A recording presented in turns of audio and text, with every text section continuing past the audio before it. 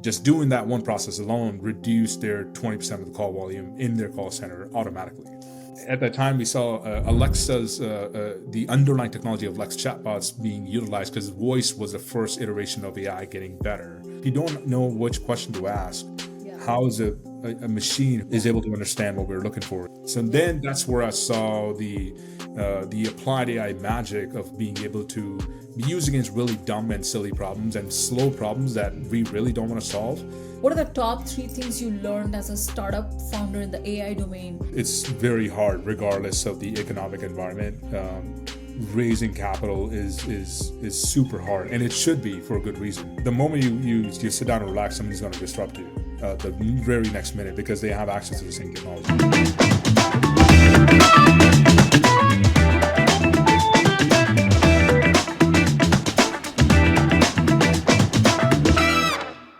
Hello and welcome to another super fantastic episode of PitchCafe Podcast. We are in the age of AI, and AI is redefining everything we know as it is.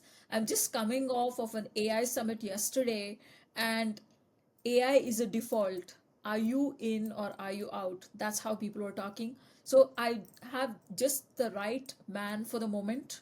I'm going to be having an amazing podcast today with Indy, who is a trailblazer in the AI domain. But what strikes me most about his profile is that he's self taught.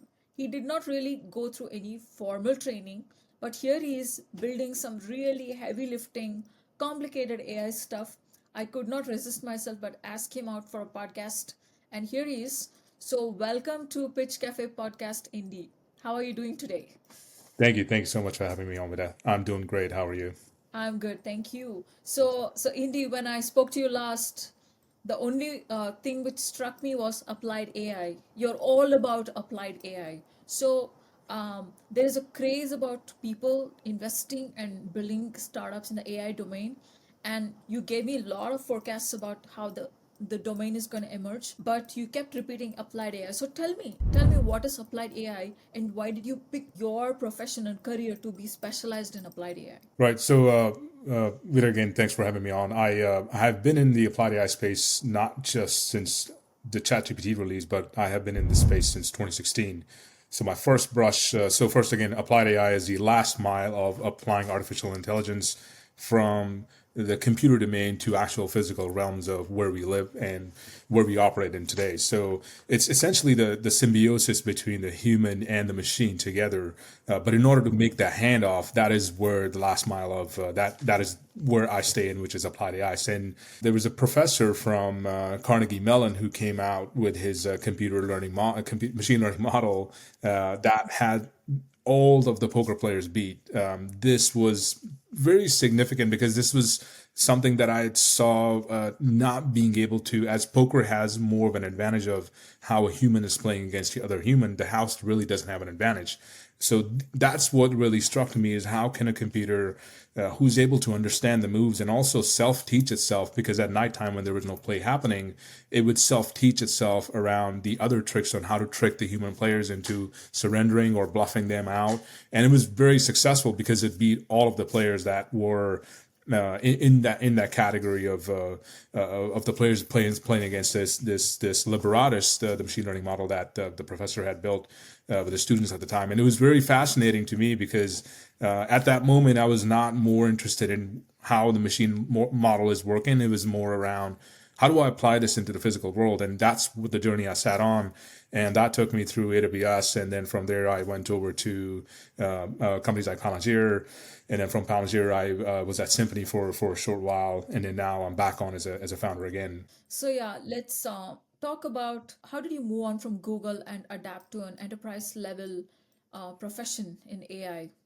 Learning to sell AI and learning to build AI. What was that transition like? Yeah, and that transition was not smooth and easy because I had no formal education of any sorts of or a computer engineering degree. So I saw opportunities around being able to something that surfaced up myself was being able to be more of a social person and being able to talk to other human beings. And one of the oldest profession in that landscape is actually sales. So I started identifying some of the software as a service products that were in the market at the time, and then also started looking at the infrastructure side of things, where cloud was the up and coming technology at that time, which was being rapidly absorbed as more and more developers had started to build using cloud technologies like AWS, and at that time GCP was coming on as well.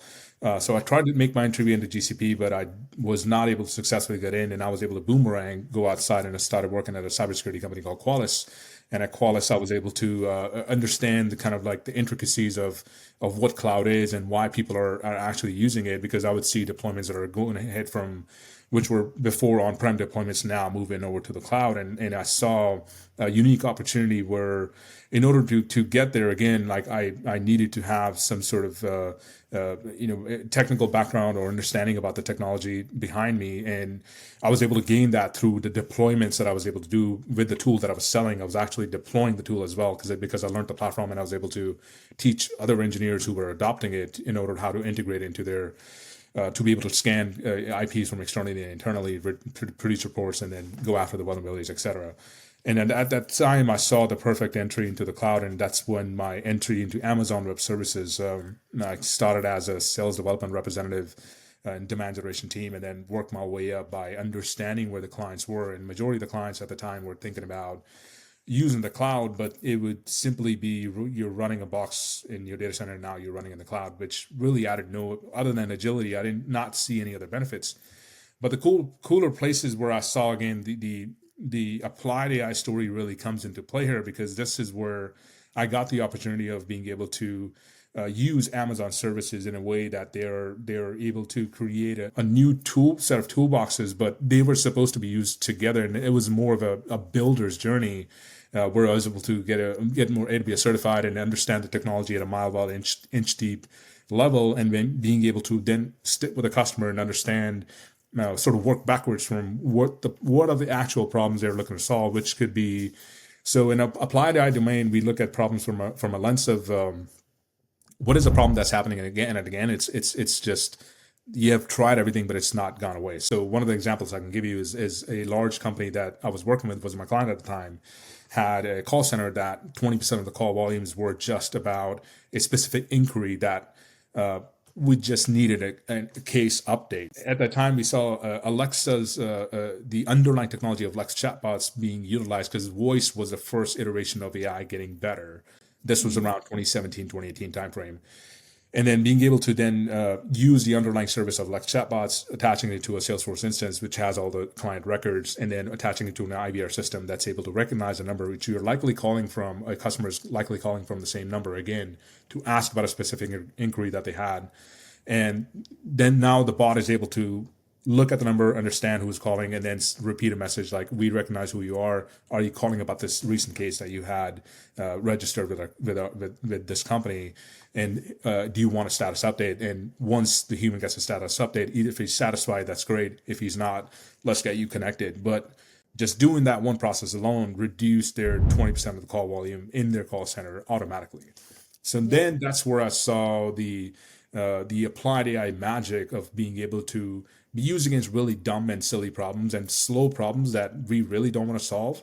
And from there on, the trajectory took off, or we can discuss more around the other use cases that I've also done in the oil and gas industry as well. Yeah, so you mentioned silly problems and something more significant. Give me an example of the contrast. What problem you consider in applied AI as a small problem, and what problem is a big problem, and what kind of cost implications are there, and how much can you charge if you build a product which solves those problems? Right. So there's two sides of the coin. One side of the coin is the silly and dumb problems that I see are finding a document within your company that you really want to read or understand of a policy. It could be a procedure or a process.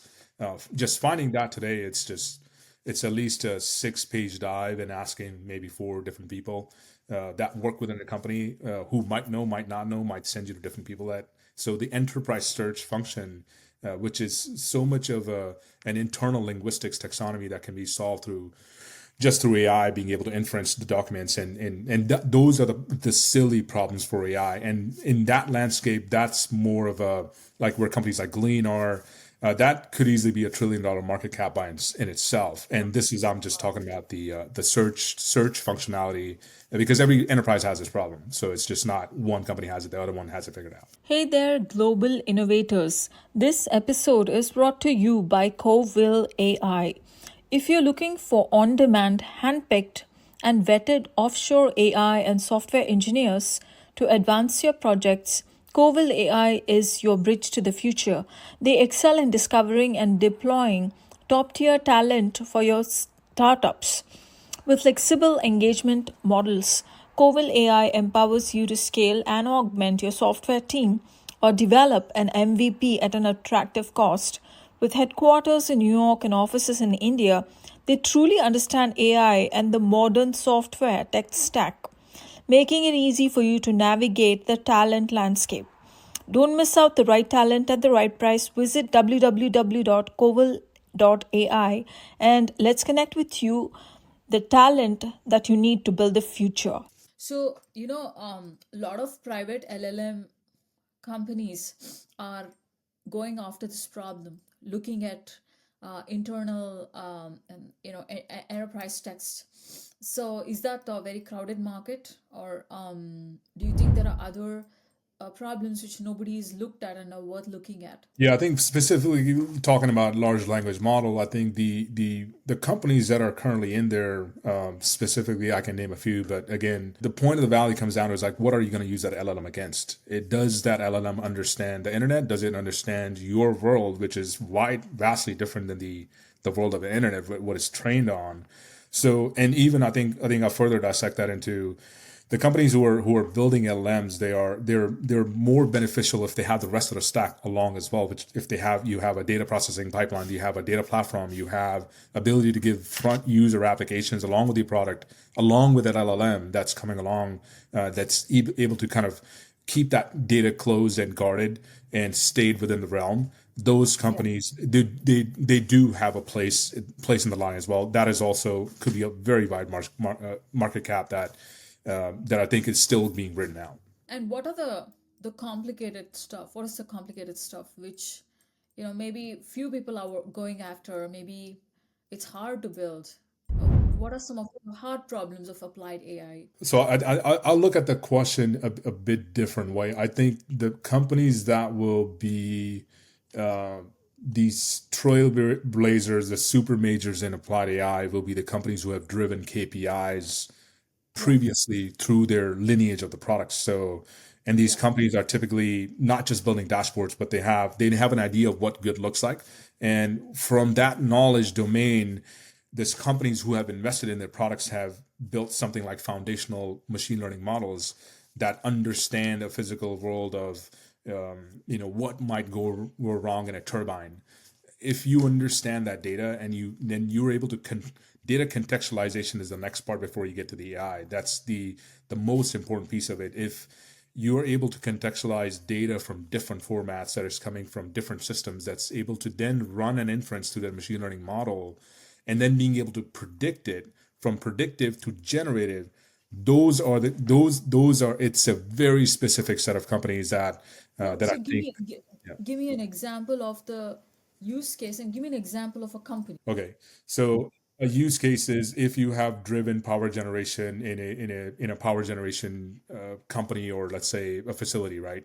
If they have specific KPIs around, we want to reduce X amount of waste every year through the use of technology or through the use of process map technology. Let's say we have avoided a downtime of $10 million last month because we were using this specific technology to be able to make those good decisions beforehand, because anomaly detection models were able to show me that this site might go into a breakdown more than the next 6 days if these specific parts are not changed, right? Those are the companies that I'm talking about.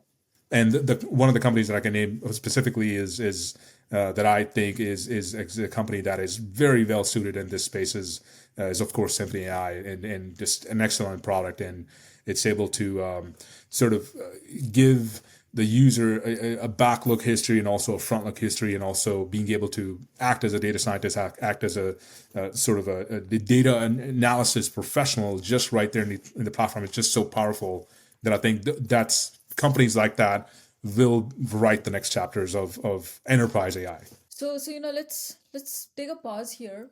You said inference and then inference, prediction, and generation, three phases here. Uh, why would you need a generative AI tool for a process optimization kind of problem? What are you generating? It seems like an applied AI problem and does not seem like a generative AI problem to me. Am I wrong? Or correct me if I'm wrong. You're right. It's so the generative AI part of it is more of an orchestration layer than generating just text based on human emotion. There's still intent involved because it has to, like, for when I see a large language model, I see within my startup and within the world that I live in, is I see it as more of an orchestration engine where if I'm telling it to predict something, it will go to a prediction engine. If I'm telling it to generate something, it's able to read specific set of documents that I've given. If I've given them a 700-page manual on ball bearings, if it's Yeah. able to understand and read, if I'm looking for a vibration, it will go to that section, learn about it, and then generate recommendations based on the knowledge, the actual human factual knowledge that's in that contextualized data that I gave it, based on the assessments of what that machine health was at that time, what was the health of the machine. So I'm just giving you a random example where that's where I see the by itself LLM is useless, but Yeah. being used as an orchestration tool, it becomes much more powerful because that's the times of 100 humans that a bot can simply do, right? So that's where I see most of the growth happening. Yeah, let's give an example of a healthcare scenario. Let's say I have an AI company which is monitoring the geriatric population, the older population. Let's say we have like 100 patients in the age group of 65 and 85, and they are all troubled with some disease which is chronic and their health is deteriorating. Do you think your AI, generative AI, the way you described it, it's going to be able to predict the status of the patient based on his health metrics and prevent him from a fall or prevent him from getting into a situation where he needs where he probably hits the ER emergency or his condition goes bad. Do you think the orchestration process kind of starts predicting those things? I wouldn't say accurately or ever. It would just be a best guess prediction. But then again, the level of contextualization here is like, do you even have the right data to be contextualized to be able to make that decision? So let's say we're looking at the gait, we're looking at their sugar levels, we're looking at their physical stats, things like that, over, let's say, last 8 months. And we kind of have put them in a orange zone, and we want to prevent them from going to the red zone, but we want to push them to the green zone. So, those things you think they can do? That's again, that'll be a human in the loop program involvement, right? There has to be a program around it. Like, okay, well, how do you intervene in somebody and pushing in the green side? So this seems like uh, the process for the power company you explained to me. That seems like a hard problem to go after. And the small problem you explained to me was as simple as looking through the documents in a company, an internal search engine, right? Not search engine, more like a query engine, which interacts with you and probably it course corrects if you're headed in the wrong direction. Correct? Right, right. It acts more as a soundboard because it will just amplify your search experience. It's not supposed to be end all be all or give you the right answer. If you don't know which question to ask, Yeah. how is a machine who doesn't synthesize a world, let alone can't even doesn't even know who we are, Yeah. is able to understand what we're looking for? So it's all in most of the linguistics and intent, and then the machine being able to understand the intent. And if whoever has solved some of the back end problems of being able to understand the intent and then produce or generate a result that the human wanted and Yeah. effectively has tried and tested and it is in fact giving you the alpha, that's when we can say you have reached some level of AI, but it's not going to be the same as another human being that we consult with, right? Your career strategy has been interesting. Like you came from this slightly academic world at Google, working with a professor, and then you moved to sales for AI at Amazon Web Services, you're kind of like a technical sales role. You're not really building, but you're working with people who build stuff, but you understand it very well because you kind of built it in the past. So what is it that you do at Plasmagrid? You've got all these skills, and now you have your own AI startup, or should I call it a Gen AI startup or an applied AI startup? I would specifically call it an applied AI startup. And just to correct, like in Google, like I was not working with a professor. It was just a professor who was visiting and showed us that demo. That's how I came to learn about where AI was headed at the time. So And you it's self-taught. You I self-taught yourself. I think it was more of a light bulb moment, but it was not something that I immediately understood. But the more I saw the problems in the physical world and the problems that enterprise companies are looking to solve, the more it became apparent of being able to trying something new and then seeing the cause and effect of it. I think that was more of my journey into Plasmagrid, which is more we're a research and development arm for AI. So for us, we don't get excited about a large language model. We look at okay, how do we drive efficiency in a large facility? How do we help like large manufacturer help them remain on spec of a product that they promise to a client? But there's a process and like in a chemical factory, there's a lot of processes involved, and all those processes have to follow some specific order. When you stay on the spec of the product, then you automatically reduce waste. Then you can also accurately forecast on what you're going to be producing and where Yeah. your losses might not happen. So Yeah. this artificial intelligence is supposed to be applied in those scenarios that already have processes built out. So this just supercharges it more. So we're looking for opportunities in that space, and also obviously teaching people, distilling the basics of intelligent application creation.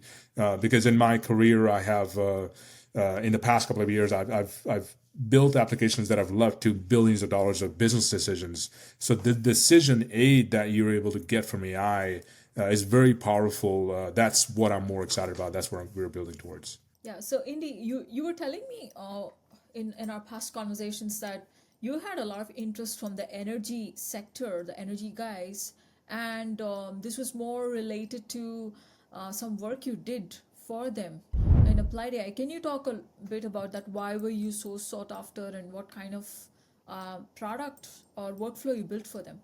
Right. Yeah, absolutely. So energy is a domain I've been serving for the last 6 years, specifically ExxonMobil. It's been one of my prime and only customer for the last around 6 years now. And for the first year, I didn't really make a sale because they were not interested in talking about data center migrations, et cetera, and stuff that was more on the infrastructure side. Their problems were just bigger. And again, like sitting in some of those rooms and understanding their problems and from their executives, I was able to absorb a lot of knowledge coming out of them to be able to understand where the whole organization wanted to go versus just one specific organization that we might be talking to that day, right? So it's and then understanding those intricacies and going around to find those problems was where I got my start in my journey into the ExxonMobil world of being able to find really hard problems around, let's say, I'll give you an example of if you go to Amazon.com, you type in your search bar and you're looking for a yellow rubber duck. The bar understands your intent that you're looking for a yellow rubber duck, likely for your shower, and it's able to present those catalog items. And that's exactly how I first started to tackle a problem in ExxonMobil procurement organization where they needed certain capabilities that would allow them to be able to pull those exact kind of free text search items that their users across the board in ExxonMobil were making. So it was a pretty interesting project because we brought a really excellent team together. And then from there on, we started looking at the sort of the core of the problem is again, the data that we contextualized was from SAP, which was their ERP system that had orders data and everything that was purchased. And then also matching that with in the search bar data that those users were, trying to find the item they were looking for, but then they would get frustrated and order direct. So being able to contextualize that data together and then, having the machine learning model in the back end, which was comprehend, we be able to understand the relationships between both of those, what somebody might have wanted and what it might have matched to, and then being able to again build a POC around that we threw around Kendra plus which is the front end for like kind of Google search function for AWS services that they sell, and then we were able to kind of demonstrate of a free text item that somebody might be looking for, and then it bring it into the exact sort of given a list of like these are the components that you might be looking for, like let's say 3.5 inch quarter screws for nuts and bolts, and then it would being understanding your intent, and then bringing you to the item, and then the appropriate vendor that is supposed to service that order. That just that reduced the spend of around $250 million right off the back from just one single application.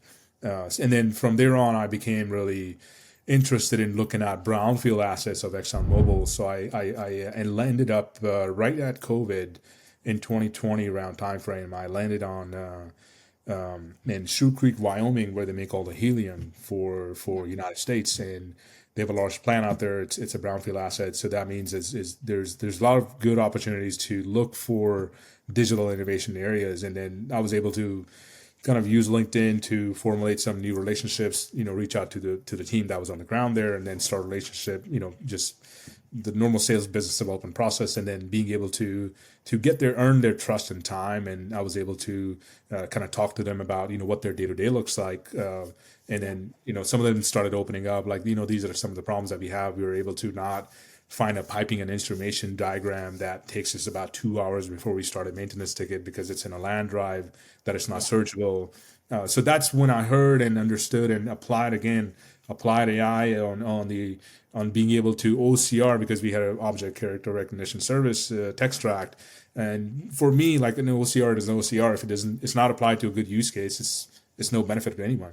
So from that perspective, I started looking at some of the available architectures that I could use that Amazon itself, AWS produced, and we started applying one of these. So the base layer architectures around the pillars of availability, reliability, et cetera, et cetera.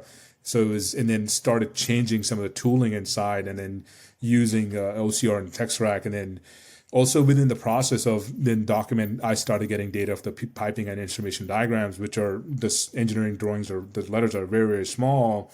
Then given the front end of Kendra, being able to type in a PNID that someone might be looking for, because the system's already learned, it has picked up the where to find, and the OCR the engine has already learned, so it's able to bring you to that piping and instrumentation diagram. Now that shaves off 2 hours in a maintenance ticket that before you were spending to find this piping and instrumentation diagram. Again, uploading diagrams